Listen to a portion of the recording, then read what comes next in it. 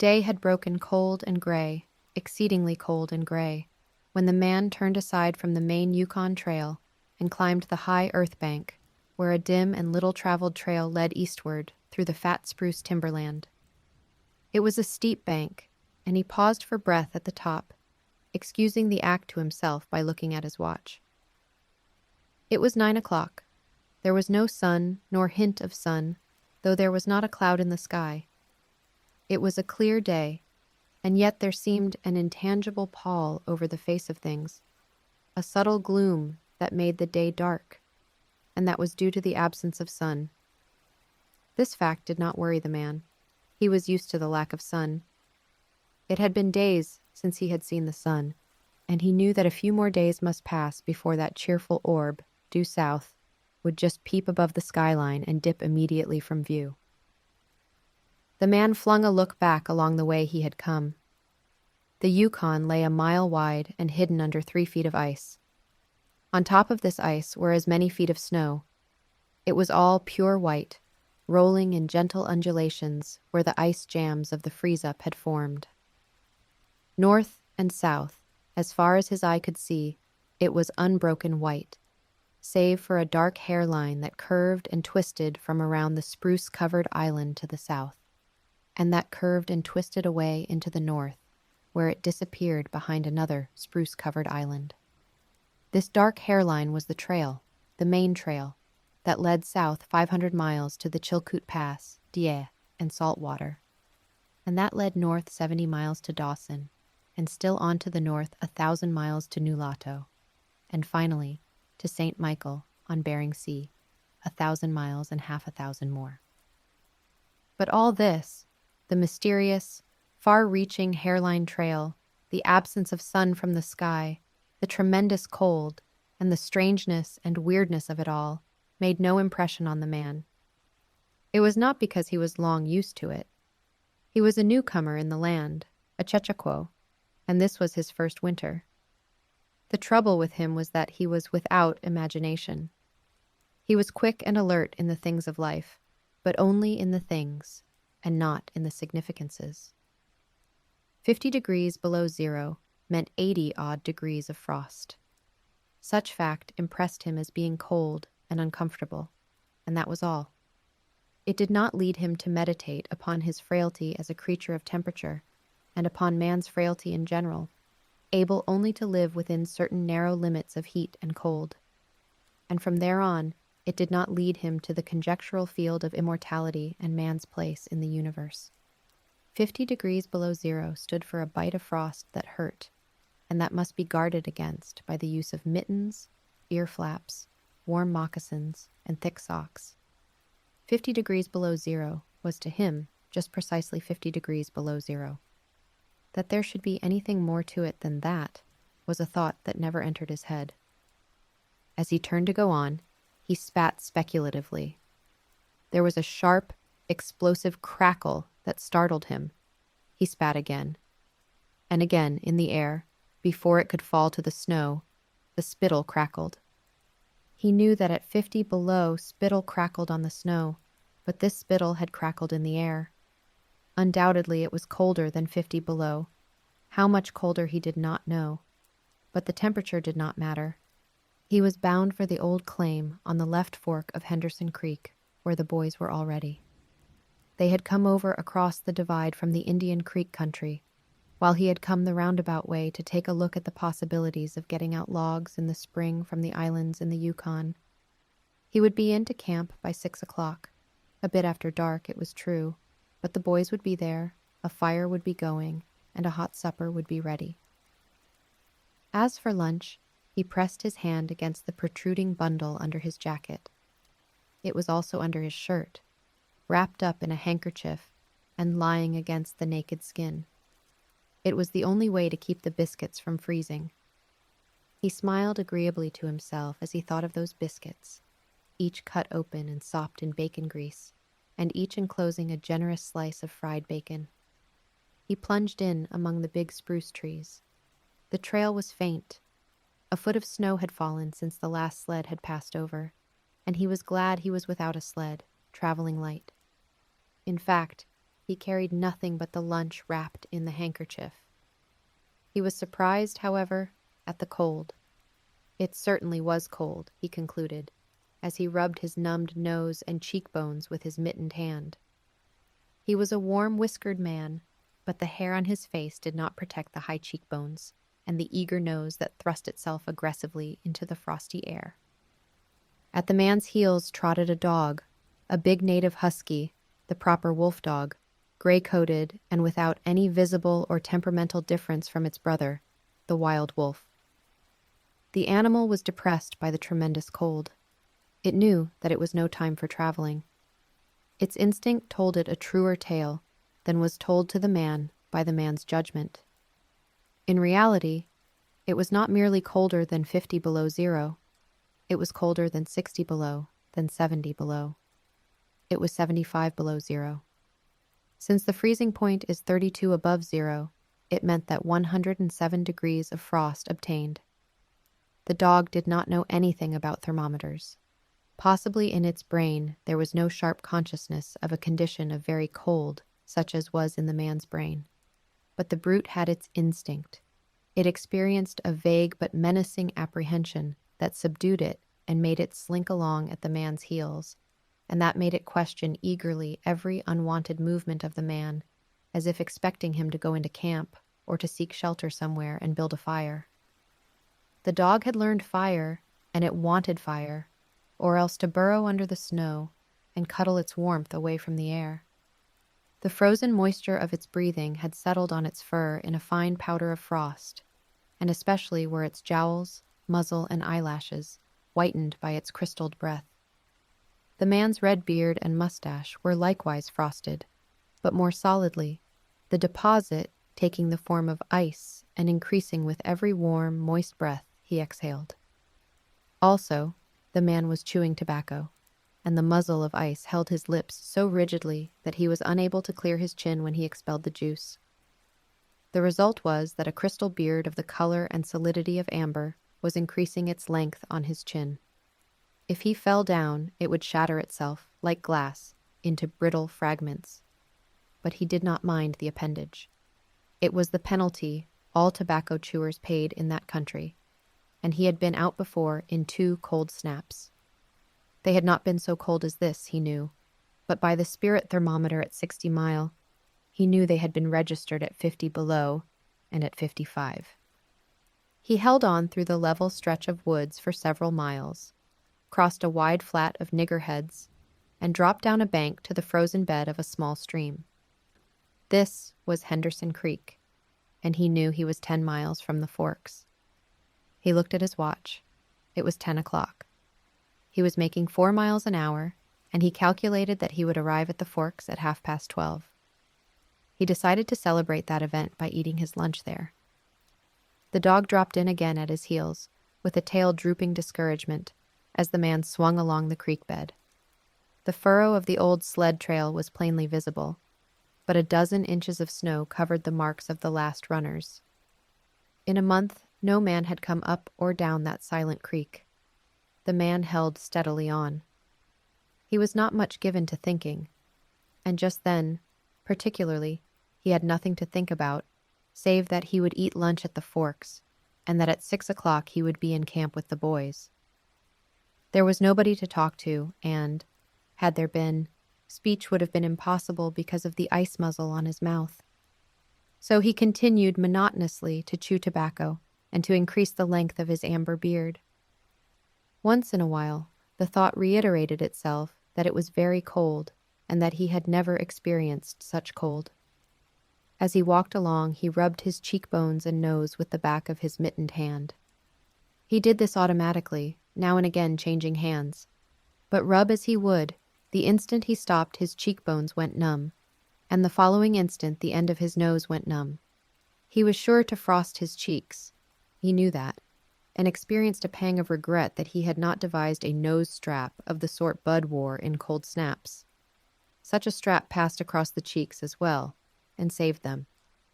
But it didn't matter much after all. What were frosted cheeks? A bit painful, that was all. They were never serious. Empty as the man's mind was of thoughts, He was keenly observant, and he noticed the changes in the creek, the curves and bends and timber jams, and always he sharply noted where he placed his feet. Once, coming around a bend, he shied abruptly like a startled horse, curved away from the place where he had been walking, and retreated several paces back along the trail. The creek, he knew, was frozen clear to the bottom. No creek could contain water in that Arctic winter. But he knew also that there were springs that bubbled out from the hillsides and ran along under the snow and on top the ice of the creek. He knew that the coldest snaps never froze these springs, and he knew likewise their danger. They were traps. They hid pools of water under the snow that might be 3 inches deep or 3 feet. Sometimes a skin of ice half an inch thick covered them, and in turn was covered by the snow. Sometimes there were alternate layers of water and ice skin, so that when one broke through, he kept on breaking through for a while, sometimes wetting himself to the waist. That was why he had shied in such panic. He had felt the give under his feet and heard the crackle of a snow-hidden ice skin. And to get his feet wet in such a temperature meant trouble and danger. At the very least, it meant delay, for he would be forced to stop and build a fire, and under its protection to bare his feet while he dried his socks and moccasins. He stood and studied the creek bed and its banks, and decided that the flow of water came from the right. He reflected a while, rubbing his nose and cheeks, then skirted to the left, stepping gingerly and testing the footing for each step. Once clear of the danger, he took a fresh chew of tobacco and swung along at his 4-mile gait. In the course of the next 2 hours, he came upon several similar traps. Usually the snow above the hidden pools had a sunken, candied appearance that advertised the danger. Once again, however, he had a close call. And once, suspecting danger, he compelled the dog to go on in front. The dog did not want to go. It hung back until the man shoved it forward, and then it went quickly across the white, unbroken surface. Suddenly it broke through, floundered to one side, and got away to firmer footing. It had wet its 4 feet and legs, and almost immediately the water that clung to it turned to ice. It made quick efforts to lick the ice off its legs, then dropped down in the snow and began to bite out the ice that had formed between the toes. This was a matter of instinct. To permit the ice to remain would mean sore feet. It did not know this. It merely obeyed the mysterious prompting that arose from the deep crypts of its being. But the man knew, having achieved a judgment on the subject, and he removed the mitten from his right hand and helped tear out the ice particles. He did not expose his fingers more than a minute, and was astonished at the swift numbness that smote them. It certainly was cold. He pulled on the mitten hastily and beat the hand savagely across his chest. At 12 o'clock, the day was at its brightest, yet the sun was too far south on its winter journey to clear the horizon. The bulge of the earth intervened between it and Henderson Creek, where the man walked under a clear sky at noon and cast no shadow. At 12:30, to the minute, he arrived at the forks of the creek. He was pleased at the speed he had made. If he kept it up, he would certainly be with the boys by 6. He unbuttoned his jacket and shirt and drew forth his lunch. The action consumed no more than a quarter of a minute, yet in that brief moment, the numbness laid hold of the exposed fingers. He did not put the mitten on, but instead struck the fingers a dozen sharp smashes against his leg. Then he sat down on a snow-covered log to eat. The sting that followed upon the striking of his fingers against his leg ceased so quickly that he was startled. He had had no chance to take a bite of biscuit. He struck the fingers repeatedly and returned them to the mitten, baring the other hand for the purpose of eating. He tried to take a mouthful, but the ice muzzle prevented. He had forgotten to build a fire and thaw out. He chuckled at his foolishness, and as he chuckled, he noted the numbness creeping into the exposed fingers. Also, he noted that the stinging which had first come to his toes when he sat down was already passing away. He wondered whether the toes were warm or numbed. He moved them inside the moccasins and decided that they were numbed. He pulled the mitten on hurriedly and stood up. He was a bit frightened. He stamped up and down until the stinging returned into the feet. It certainly was cold, was his thought. That man from Sulphur Creek had spoken the truth when telling how cold it sometimes got in the country, and he had laughed at him at the time. That showed one must not be too sure of things. There was no mistake about it. It was cold. He strode up and down, stamping his feet and threshing his arms, until reassured by the returning warmth. Then he got out matches and proceeded to make a fire. From the undergrowth, where high water of the previous spring had lodged a supply of seasoned twigs, he got his firewood. Working carefully from a small beginning, he soon had a roaring fire, over which he thawed the ice from his face, and in the protection of which he ate his biscuits. For the moment, the cold of space was outwitted. The dog took satisfaction in the fire, stretching out close enough for warmth and far enough away to escape being singed. When the man had finished, he filled his pipe and took his comfortable time over a smoke. Then he pulled on his mittens, settled the ear flaps of his cap firmly about his ears, and took the creek trail up the left fork. The dog was disappointed and yearned back toward the fire. This man did not know cold. Possibly all the generations of his ancestry had been ignorant of cold, of real cold, of cold 107 degrees below freezing point. But the dog knew, all its ancestry knew, and it had inherited the knowledge. And it knew that it was not good to walk abroad in such fearful cold. It was the time to lie snug in a hole in the snow and wait for a curtain of cloud to be drawn across the face of outer space whence this cold came. On the other hand, there was keen intimacy between the dog and the man. The one was the toil slave of the other, and the only caresses it had ever received were the caresses of the whiplash and of harsh and menacing throat sounds that threatened the whiplash. So the dog made no effort to communicate its apprehension to the man. It was not concerned in the welfare of the man. It was for its own sake that it yearned back toward the fire. But the man whistled and spoke to it with the sound of whiplashes, and the dog swung in at the man's heels and followed after. The man took a chew of tobacco and proceeded to start a new amber beard. Also, his moist breath quickly powdered with white his mustache, eyebrows, and lashes. There did not seem to be so many springs on the left fork of the Henderson, and for half an hour the man saw no signs of any. And then it happened. At a place where there were no signs, where the soft, unbroken snow seemed to advertise solidity beneath, the man broke through. It was not deep. He wetted himself halfway to the knees before he floundered out to the firm crust. He was angry and cursed his luck aloud. He had hoped to get into camp with the boys at 6 o'clock, and this would delay him an hour, for he would have to build a fire and dry out his footgear. This was imperative at that low temperature. He knew that much. And he turned aside to the bank, which he climbed. On top, tangled in the underbrush about the trunks of several small spruce trees, was a high-water deposit of dry firewood, sticks and twigs principally, but also larger portions of seasoned branches and fine, dry, last year's grasses. He threw down several large pieces on top of the snow. This served for a foundation and prevented the young flame from drowning itself in the snow it otherwise would melt. The flame he got by touching a match to a small shred of birch bark that he took from his pocket. This burned even more readily than paper.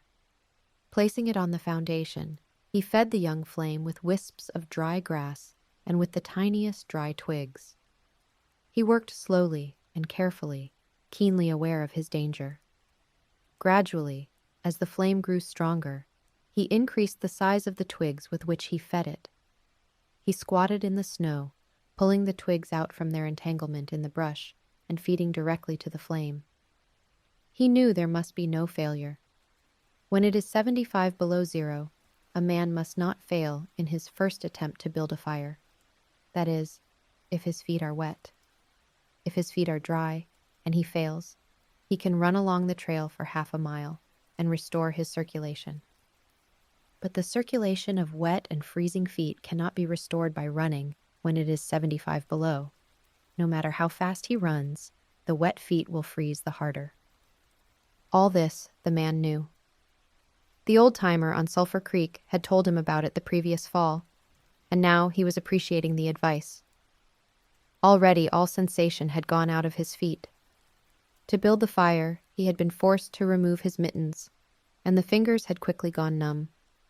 His pace of 4 miles an hour had kept his heart pumping blood to the surface of his body and to all the extremities. But the instant he stopped, the action of the pump eased down. The cold of space smote the unprotected tip of the planet, and he, being on that unprotected tip, received the full force of the blow. The blood of his body recoiled before it. The blood was alive, like the dog, and like the dog it wanted to hide away and cover itself up from the fearful cold. So long as he walked 4 miles an hour, he pumped that blood, willy-nilly, to the surface. But now it ebbed away and sank down into the recesses of his body. The extremities were the first to feel its absence. His wet feet froze the faster, and his exposed fingers numbed the faster, though they had not yet begun to freeze. Nose and cheeks were already freezing, while the skin of all his body chilled as it lost its blood. But he was safe. Toes and nose and cheeks would be only touched by the frost, for the fire was beginning to burn with strength. He was feeding it with twigs the size of his finger. In another minute he would be able to feed it with branches the size of his wrist, and then he could remove his wet footgear, and while it dried, he could keep his naked feet warm by the fire, rubbing them at first, of course, with snow. The fire was a success. He was safe. He remembered the advice of the old-timer on Sulphur Creek and smiled. The old-timer had been very serious in laying down the law that no man must travel alone in the Klondike after 50 below. Well, here he was. He had had the accident. He was alone. And he had saved himself. Those old-timers were rather womanish, some of them, he thought. All a man had to do was to keep his head, and he was all right. Any man who was a man could travel alone. But it was surprising, the rapidity with which his cheeks and nose were freezing, and he had not thought his fingers could go lifeless in so short a time. Lifeless they were, for he could scarcely make them move together to grip a twig, and they seemed remote from his body and from him. When he touched a twig, he had to look and see whether or not he had hold of it. The wires were pretty well down between him and his finger ends, all of which counted for little. There was the fire, snapping and crackling and promising life with every dancing flame. He started to untie his moccasins. They were coated with ice. The thick German socks were like sheaths of iron halfway to the knees, and the moccasin strings were like rods of steel, all twisted and knotted as by some conflagration. For a moment, he tugged with his numbed fingers. Then, realizing the folly of it, he drew his sheath knife. But before he could cut the strings, it happened. It was his own fault, or rather his mistake. He should not have built the fire under the spruce tree. He should have built it in the open. But it had been easier to pull the twigs from the brush and drop them directly on the fire. Now the tree under which he had done this carried a weight of snow on its boughs. No wind had blown for weeks, and each bough was fully freighted. Each time he had pulled a twig, he had communicated a slight agitation to the tree, an imperceptible agitation, so far as he was concerned, but an agitation sufficient to bring about the disaster. High up in the tree, one bough capsized its load of snow. This fell on the boughs beneath, capsizing them. This process continued, spreading out and involving the whole tree. It grew like an avalanche, and it descended without warning upon the man and the fire was blotted out. Where it had burned was a mantle of fresh and disordered snow. The man was shocked. It was as though he had just heard his own sentence of death. For a moment he sat and stared at the spot where the fire had been. Then he grew very calm. Perhaps the old-timer on Sulphur Creek was right. If he had only had a trail mate, he would have been in no danger now. The trailmate could have built the fire.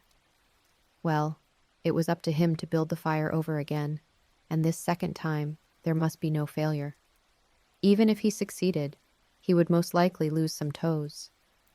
His feet must be badly frozen by now, and there would be some time before the second fire was ready. Such were his thoughts, but he did not sit and think them. He was busy all the time they were passing through his mind.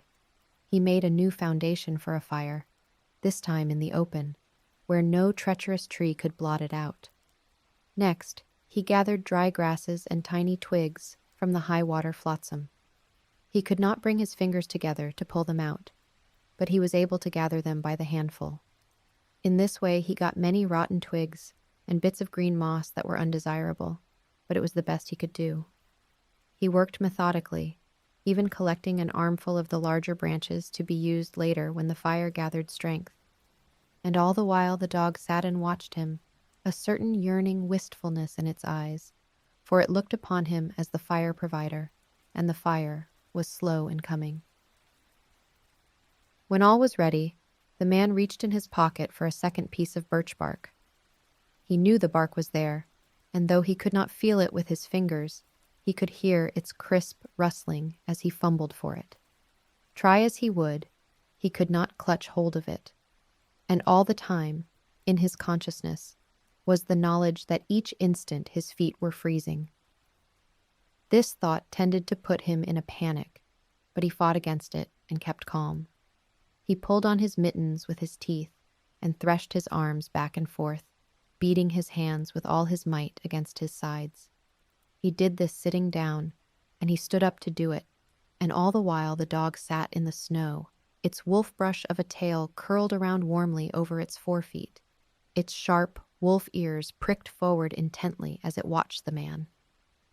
And the man, as he beat and threshed with his arms and hands, felt a great surge of envy as he regarded the creature that was warm and secure in its natural covering. After a time he was aware of the first faraway signals of sensation in his beaten fingers. The faint tingling grew stronger till it evolved into a stinging ache that was excruciating, but which the man hailed with satisfaction. He stripped the mitten from his right hand and fetched forth the birch bark. The exposed fingers were quickly going numb again. Next, he brought out his bunch of sulfur matches, but the tremendous cold had already driven the life out of his fingers. In his effort to separate one match from the others, the whole bunch fell in the snow. He tried to pick it out of the snow, but failed. The dead fingers could neither touch nor clutch. He was very careful. He drove the thought of his freezing feet and nose and cheeks out of his mind, devoting his whole soul to the matches. He watched, using the sense of vision in place of that of touch, and when he saw his fingers on each side the bunch, he closed them. That is, he willed to close them, for the wires were drawn, and the fingers did not obey. He pulled the mitten on the right hand and beat it fiercely against his knee. Then, with both mittened hands, he scooped the bunch of matches, along with much snow, into his lap. Yet he was no better off. After some manipulation, he managed to get the bunch between the heels of his mittened hands. In this fashion, he carried it to his mouth. The ice crackled and snapped when by a violent effort he opened his mouth. He drew the lower jaw in, curled the upper lip out of the way, and scraped the bunch with his upper teeth in order to separate a match. He succeeded in getting one, which he dropped on his lap. He was no better off. He could not pick it up. Then he devised a way. He picked it up in his teeth and scratched it on his leg. 20 times he scratched before he succeeded in lighting it. As it flamed, he held it with his teeth to the birch bark. But the burning brimstone went up his nostrils and into his lungs, causing him to cough spasmodically. The match fell into the snow and went out. The old-timer on Sulphur Creek was right, he thought in the moment of controlled despair that ensued. After 50 below, a man should travel with a partner. He beat his hands, but failed in exciting any sensation. Suddenly, he bared both hands, removing the mittens with his teeth. He caught the whole bunch between the heels of his hands. His arm muscles, not being frozen, enabled him to press the hand heels tightly against the matches. Then he scratched the bunch along his leg. It flared into flame, 70 sulfur matches at once. There was no wind to blow them out. He kept his head to one side to escape the strangling fumes and held the blazing bunch to the birch bark. As he so held it, he became aware of sensation in his hand. His flesh was burning. He could smell it. Deep down below the surface, he could feel it. The sensation developed into pain that grew acute, and still he endured it, holding the flame of the matches clumsily to the bark that would not light readily because his own burning hands were in the way, absorbing most of the flame. At last, when he could endure no more, he jerked his hands apart. The blazing matches fell sizzling into the snow, but the birch bark was alight. He began laying dry grasses and the tiniest twigs on the flame. He could not pick and choose, for he had to lift the fuel between the heels of his hands. Small pieces of rotten wood and green moss clung to the twigs, and he bit them off as well as he could with his teeth. He cherished the flame carefully and awkwardly. It meant life, and it must not perish. The withdrawal of blood from the surface of his body now made him begin to shiver, and he grew more awkward. A large piece of green moss fell squarely on the little fire. He tried to poke it out with his fingers, but his shivering frame made him poke too far, and he disrupted the nucleus of the little fire, the burning grasses and tiny twigs separating and scattering. He tried to poke them together again, but in spite of the tenseness of the effort, his shivering got away with him, and the twigs were hopelessly scattered. Each twig gushed a puff of smoke and went out. The fire provider had failed. As he looked apathetically about him, his eyes chanced on the dog, sitting across the ruins of the fire from him, in the snow, making restless hunching movements, slightly lifting one forefoot and then the other, shifting its weight back and forth on them with wistful eagerness. The sight of the dog put a wild idea into his head. He remembered the tale of the man, caught in a blizzard, who killed a steer and crawled inside the carcass, and so was saved. He would kill the dog and bury his hands in the warm body until the numbness went out of them. Then he could build another fire. He spoke to the dog, calling it to him, but in his voice was a strange note of fear that frightened the animal, who had never known the man to speak in such way before. Something was the matter, and its suspicious nature sensed danger. It knew not what danger, but somewhere, somehow, in its brain arose an apprehension of the man. It flattened its ears down at the sound of the man's voice, and its restless hunching movements and the liftings and shiftings of its forefeet became more pronounced, but it would not come to the man. He got on his hands and knees and crawled toward the dog. This unusual posture again excited suspicion, and the animal sidled mincingly away. The man sat up in the snow for a moment and struggled for calmness. Then he pulled on his mittens by means of his teeth and got upon his feet. He glanced down at first in order to assure himself that he was really standing up, for the absence of sensation in his feet left him unrelated to the earth. His erect position in itself started to drive the webs of suspicion from the dog's mind, and when he spoke peremptorily, with the sound of whiplashes in his voice, the dog rendered its customary allegiance and came to him. As it came within reaching distance, the man lost his control. His arms flashed out to the dog, and he experienced genuine surprise when he discovered that his hands could not clutch, that there was neither bend nor feeling in the lingers. He had forgotten for the moment that they were frozen, and that they were freezing more and more. All this happened quickly, and before the animal could get away, he encircled its body with his arms. He sat down in the snow, and in this fashion held the dog, while it snarled and whined and struggled. But it was all he could do, hold its body encircled in his arms and sit there. He realized that he could not kill the dog. There was no way to do it. With his helpless hands he could neither draw nor hold his sheath knife, nor throttle the animal. He released it, and it plunged wildly away, with tail between its legs and still snarling. It halted 40 feet away and surveyed him curiously, with ears sharply pricked forward. The man looked down at his hands in order to locate them and found them hanging on the ends of his arms. It struck him as curious that one should have to use his eyes in order to find out where his hands were.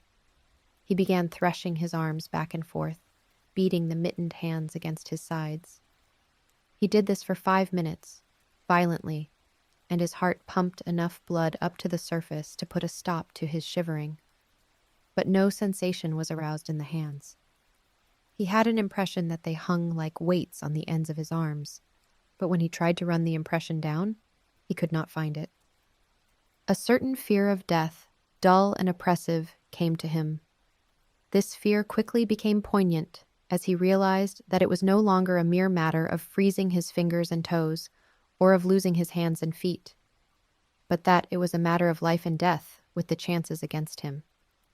This threw him into a panic, and he turned and ran up the creek bed along the old dim trail. The dog joined in behind and kept up with him. He ran blindly, without intention, in fear such as he had never known in his life. Slowly, as he plowed and floundered through the snow, he began to see things again, the banks of the creek, the old timber jams, the leafless aspens, and the sky. The running made him feel better. He did not shiver. Maybe if he ran on, his feet would thaw out, and anyway, if he ran far enough, he would reach camp and the boys. Without doubt, he would lose some fingers and toes and some of his face. But the boys would take care of him and save the rest of him when he got there. And at the same time, there was another thought in his mind that said he would never get to the camp and the boys, that it was too many miles away, that the freezing had too great a start on him, and that he would soon be stiff and dead. This thought he kept in the background and refused to consider. Sometimes it pushed itself forward and demanded to be heard, but he thrust it back and strove to think of other things. It struck him as curious that he could run at all on feet so frozen that he could not feel them when they struck the earth and took the weight of his body. He seemed to himself to skim along above the surface and to have no connection with the earth. Somewhere he had once seen a winged Mercury, and he wondered if Mercury felt as he felt when skimming over the earth. His theory of running until he reached camp and the boys had one flaw in it. He lacked the endurance. Several times he stumbled, and finally he tottered, crumpled up, and fell. When he tried to rise, he failed. He must sit and rest, he decided, and next time he would merely walk and keep on going. As he sat and regained his breath, he noted that he was feeling quite warm and comfortable. He was not shivering, and it even seemed that a warm glow had come to his chest and trunk.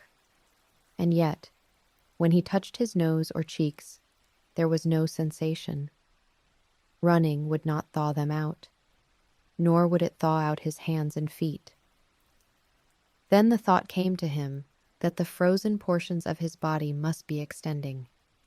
He tried to keep this thought down, to forget it, to think of something else. He was aware of the panicky feeling that it caused, and he was afraid of the panic.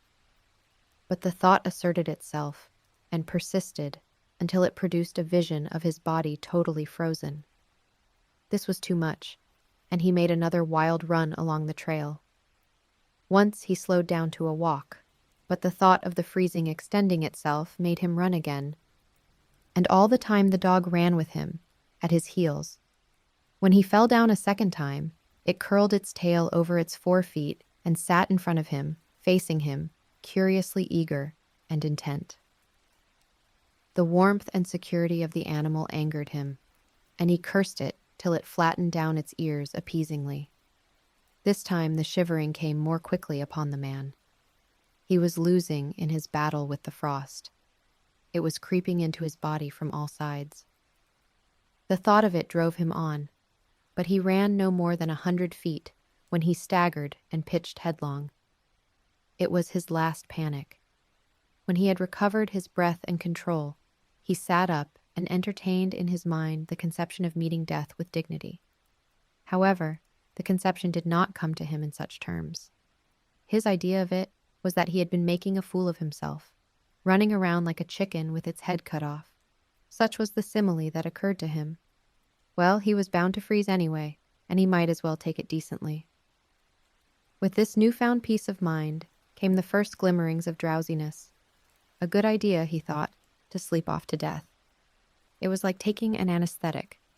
Freezing was not so bad as people thought. There were lots worse ways to die. He pictured the boys finding his body next day. Suddenly he found himself with them, coming along the trail and looking for himself. And still with them, he came around a turn in the trail and found himself lying in the snow. He did not belong with himself anymore, for even then he was out of himself, standing with the boys and looking at himself in the snow. It certainly was cold, was his thought. When he got back to the States, he could tell the folks what real cold was. He drifted on from this to a vision of the old-timer on Sulphur Creek. He could see him quite clearly, warm and comfortable, and smoking a pipe. "You were right, old hoss. You were right," the man mumbled to the old-timer of Sulphur Creek. Then the man drowsed off into what seemed to him the most comfortable and satisfying sleep he had ever known.